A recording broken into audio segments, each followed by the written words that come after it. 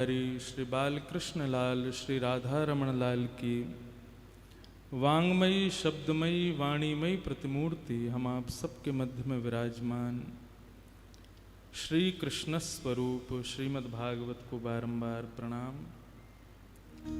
व्यास मंच को सुशोभित कर रहे हमारे परम पूजनीय व्यास जी श्री भागवत जी महाराज को बारंबार प्रणाम। आप सभी श्रोता भाई बंधु, समस्त विप्रवृंद, समस्त गंधर्व जन, सबको बहुत बहुत जय श्री कृष्ण। भाग्योदयेन बहुजन्म समर्जितेन सत्संगमं च लभते पुरुषो यदा वै अज्ञान हेतु कृतमोह मदान्धकार नाशं विधाय तदो दयते विवेक। श्रीमद् भागवत अनंत महिमा है। वृंदावन की आज गली गली में चले जाओ, वृंदावन के आज कितने भी सभागारों में चले जाओ, सब जगह कथाओं की महिमा सुनाई जा रही है। वृंदावन में इतनी भीड़ भी जो आ रही है हरियाली तीज पर बिहारी जी का दर्शन करने, राधा वल्लभ जी, राधा रमण जी का दर्शन करने, ये सब भी कथा का ही प्रभाव। कथा में लोग सुनते हैं तो फिर उनका मन होता है कि हम वृंदावन जाएं, जाके दर्शन करें। ये शब्द ब्रह्म ही हमारे हृदय में प्रकट ब्रह्म का दर्शन करने की आकांक्षा प्रकट करता है। साधारण नहीं है। भाग्योदयेन बहुजन्म समर्जितेन, हमारे ना जाने कितने जन्मों में हमने पुण्य किए होंगे, वो सारे पुण्य इकट्ठे होते हैं तब जाकर के कथा में बैठने का अवसर मिलता है। कथा कहने वाले, सुनाने वाले वक्ताओं का तो कितना पुण्य होगा। हमको तो खूब अपने हाथों से ही अपने आप को ऐसे कहना चाहिए कि भाई तुमको ठाकुर जी ने कथा कहने के लिए चुना है, कितना बड़ा सौभाग्य है तुम्हारा। सुनने वाले का इतना बड़ा सौभाग्य तो कहने वाले का कितना बड़ा होगा। सत्संगमं च लभते पुरुषो यदा वै अज्ञान हेतु कृतमोह मदान्धकार नाशम विधाय तदोदयते विवेक। संसार में मानव को क्या चाहिए? सुबह से शाम तक हम लोग किसके लिए दौड़ रहे हैं?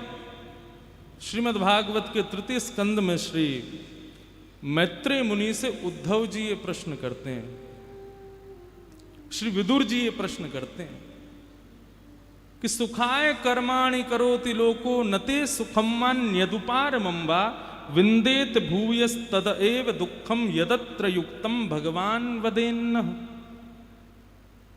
संसार का प्रत्येक व्यक्ति सुख प्राप्त करना चाहता है जीवन में, और उसी के लिए सब भागदौड़ कर रहे हैं। कोई हवाई जहाज चला रहा है, कोई ट्रेन चला रहा है, कोई रिक्शा चला रहा है, कोई तांगा चला रहा है, कोई सुबह ही दुकान खोल करके बैठ जाता है, कोई सुबह से ही जलेबी बना रहा है, कोई समोसा बना रहा है, किसी ने दुनिया भर के कपड़ों की दुकानें खोल रखी हैं, किसी ने ज्वेलरी की दुकानें खोल रखी हैं। ये इतनी भागदौड़ हर मानव कर किस चीज की प्राप्ति के लिए रहा है? विदुर जी कहते हैं सुख की प्राप्ति के लिए। हम सब सुख चाहते हैं। रिक्शा वाला खूब पैडल देता, अब तो पैडल वाले रिक्शा बंद हो गए, अब तो वो शुरू हो गई, क्या बोलते हैं उसको, टिर्री। कोई टिर्री बोलता, कोई टमटम बोलता, कोई बैटरी वाला रिक्शा बोलता, जो भी है। लेकिन वो समय का वृंदावन जिनको याद हो, पैडल वाले रिक्शा अब तो दिखते ही नहीं है।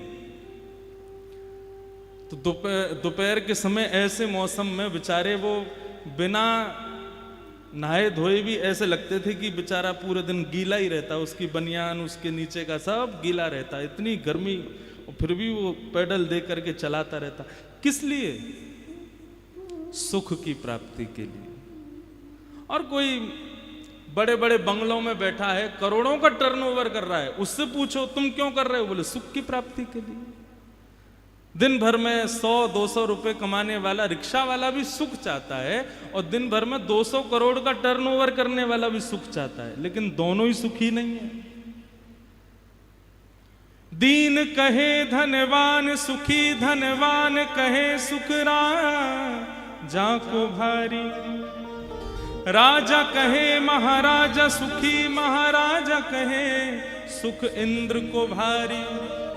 इंद्र कहे चतुरानन को सुख, ब्रह्म कहे सुख विष्णु को भारी, पर तुलसीदास विचार कहे हरि भजन बिना सब जीव दुखारे। खूब मेहनत करके रिक्शा चलाने वाले को शीशा दिखाओ, बोले कैसे लग रहे हो, बोले बहुत दुखी लग रहा हूं। 200 करोड़ रुपए का टर्नओवर करने वाले को शीशा दिखाओ, कैसे लग रहे हो, बोले दुखी लग रहा हूं। लेकिन कथा में बैठा श्रोता, उससे कहो शीशा देख कैसे लग रहे हो, बोले बहुत सुखी लग रहा हूं। क्यों? कथा में वो सुख है, कथा में वो आनंद है। इसीलिए यहां ये नहीं कहते नंद घर कृष्ण भयो, नंद घर आनंद भयो। ये आनंद, ये सुख जो हमें क्षण भर के लिए चाहिए, वो हमें 4 घंटे कथा में ही मिलता है, उसके अलावा कहीं नहीं मिलता। हम सब दुनिया में दौड़ रहे हैं, लेकिन वो सुख है यहीं पर ही, वो केवल यहीं मिलता है। और सुख भी नहीं, सुख में और आनंद में, दोनों में अंतर होता है। सुख किसे कहते हैं? संसार की जितनी भी वस्तुएं हमको प्रसन्न करती हैं वो सुख है। जैसे कि बढ़िया सोफा मिल गया बैठने के लिए, तो आपसे कोई पूछे कैसा लग रहा है, बोले बहुत बढ़िया लग रहा है। लेकिन आपसे कोई कहे 24 घंटा सोफा भी बैठे रहो, नहीं, 2-4 घंटे बाद वो बढ़िया सोफा भी दुख देने लग जाएगा। कोई कहे कि महाराज ब्रजवासी के रसगुल्ला खा के कैसा लगा, बोले बड़ा आनंद आया, तो 1 पीस और लो, आपने 1 और खा लिया, 1 और लो, 1 और खा लिया, 3-4 रसगुल्ले खा लिए, लेकिन 5वां रसगुल्ला खाओगे? आप कहोगे नहीं खाना। क्यों नहीं खाना? ये तो सुख दे रहा था आपको। बोले अरे पहला दूसरा सुख दे रहा था, 5वां थोड़ी सुख दे रहा है। मतलब संसार की वस्तुएं भी एक लिमिट तक सुख देती हैं, उसके बाद वो भी दुख देने लगती हैं। बढ़िया 1-2 लाख रुपए का फोन कितने दिन सुख देता है? 1-आध महीना सुख देता है, उसके बाद कहां पड़ा है, कैसे पड़ा है, टूट रहा है, गिर रहा है, चार्ज है कि नहीं है, कुछ नहीं पता। संसार की हर वस्तु एक समय के दायरे तक सुख देती है, लेकिन बिहारी जी की कथा, बिहारी जी का दर्शन, श्री वृंदावन का नित्य दर्शन, जितनी बार आओ उतनी बार आनंद देता, उतनी बार सुख देता। इसलिए भैया जीवन में ठाकुर जी मिले ना मिले, लेकिन कथा मिल गई ना, और इस कथा में जो तुमको आनंद मिल गया, तो ये समझ लेना बिहारी जी ने आपका स्पर्श कर लिया। ठाकुर जी गोदी में बैठ गए, इसीलिए सुख मिल रहा है। इसलिए भैया आप सब लोग प्रसन्नता से खूब कथा सुनो। हमारे घर पे आज हरियाली तीज का उत्सव है, कल सब जगह था, इसलिए अब अपने घर भी कल करते तो सब जगह जाने से वंचित हो जाते, ना बिहारी जी के दर्शन जा पाते, ना राधा वल्लभ जी। इसलिए कल तो सब जगह दर्शन किए, आज अपने यहाँ उत्सव रखा ताकि सब लोग हमारे यहाँ आ सकें। तो बड़े बड़े संत सब पहुँचने वाले हैं। मैं थोड़ी देर का समय निकाल के आप सबके इस सुंदर मिलाप में व्यवधान बन के आया, उसके लिए क्षमा कीजिएगा। और महाराज जी को मेरा बहुत बहुत प्रणाम।